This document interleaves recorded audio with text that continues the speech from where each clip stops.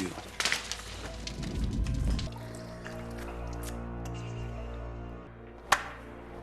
شكرا. No alcohol? Then drink this. I don't drink. You're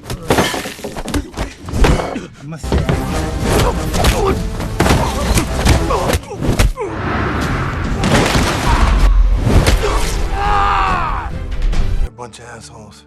Get the fuck out of here.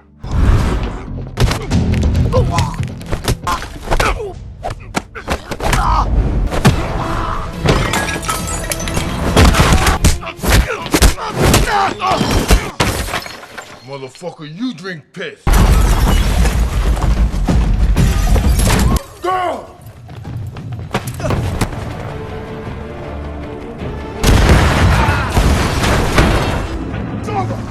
We should stop killing ourselves and let go of the edge. Let go of your hatred. The story begins with two young Chinese IT engineers who volunteer to work in North Africa, eager to help their company win a major telecommunications contract. At the same time, a French spy named Michael and his European Telecom Union team are competing for the same project. Michael's superiors instruct him to sabotage the Chinese bid, believing that controlling Africa's communication networks will grant them power over its rich mineral resources. To carry out the plan, Michael hires a team of mercenaries, including a ruthless arms dealer and ex-general named Lauder, and another former general, Kabul.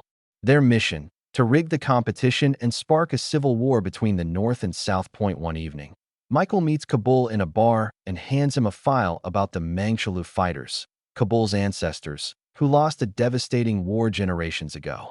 Reading the documents, Kabul learns his people are now scattered across the continent. Driven by pride and vengeance, he vows to reunite them. Moments later, Lauder and his men burst in, forcing Kabul to drink. Kabul refuses on religious grounds, provoking a heated fight. The two exchange brutal blows until Kabul defeats Lauder.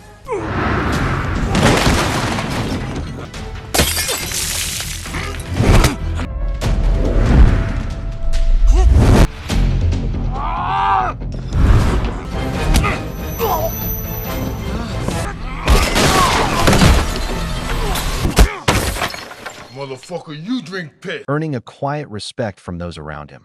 Meanwhile, at the telecom bidding meeting, engineer Jian and his colleague Ruin face discrimination from Western delegates who doubt their capabilities. Ruin vents her frustration, but Jian stays calm, presenting solid data proving that 3G technology is already the global standard. The committee finally agrees to use 3G as the benchmark for the competition, giving the Chinese team new hope. Unknown to them, Michael was behind that decision, believing it serves his own strategy. When Jian requests more 3G equipment from his company, headquarters refuses. Determined not to fail, he secretly calls an old friend in China and trades valuable data for an upgraded 3G kit. The shipment arrives discreetly, unaware that Kabul has been shadowing him and photographing the delivery. Later, Susanna drives Jian to the demo site. As Jian prepares for fingerprint verification, Susanna wanders off and stumbles upon villagers performing a ritual involving a child. Misunderstanding the situation, she interferes, causing chaos. Jian rescues the child and speeds away, chased by furious villagers.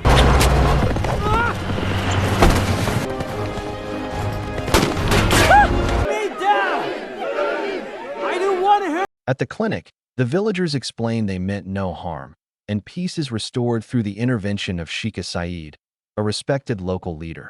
When Susanna later discovers Kabul's surveillance photos, she confronts Omar, who admits Kabul's actions were unethical but technically not against any rule.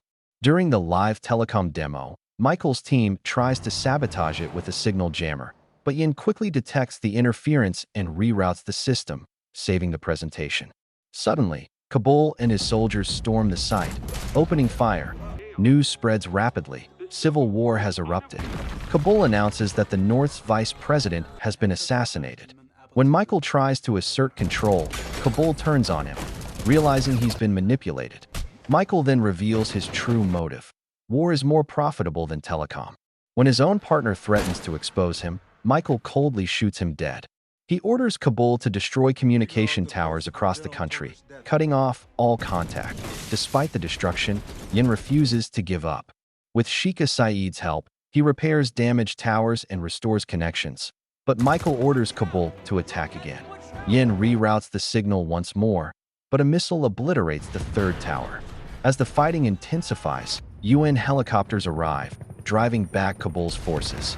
Badly wounded, Kabul is captured but spared by Sheikha's men, who choose mercy over revenge. Soon after, masked mercenaries raid Sheikha's home, seeking Yin's secret enhancement program. Sheikha fights bravely but is fatally shot. Lauder, disguised as a biker, steals the program and rescues the unconscious Yin, treating his wounds and hiding. Later, Michael tempts Kabul with promises of land, wealth, and tribal glory, convincing him to rejoin. They track down Yin and force him to unlock the enhancement codes.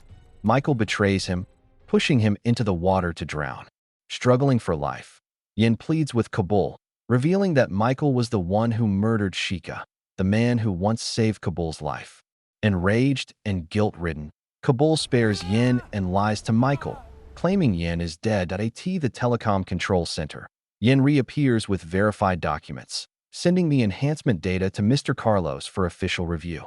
Though the results confirm DH Telecom's integrity, the chairman still rejects them out of bias. As the final press event begins, Michael and Kabul infiltrate the hall, disguised as officers, and plant bombs. However, Kabul secretly disables part of the detonator. When Mr. Carlos announces DH Telecom as the official 3G contract winner, Michael, enraged, forces Kabul to detonate. Explosions erupt, but then the screens flicker, revealing Michael strapped with explosives. Kabul, filled with vengeance for Sheikha's death, activates the trigger, killing Michael instantly. Kabul breaks down, confessing his sins and urging everyone to abandon hatred between Africa and his tribe. Yin tries to reach him, but it's too late. Authorities arrest Yin, accusing him of leaking the source code, though he's released 2 days later. When offered a promotion, he declines, choosing instead to stay in Africa, devoting himself to rebuilding its communication systems from the ground up.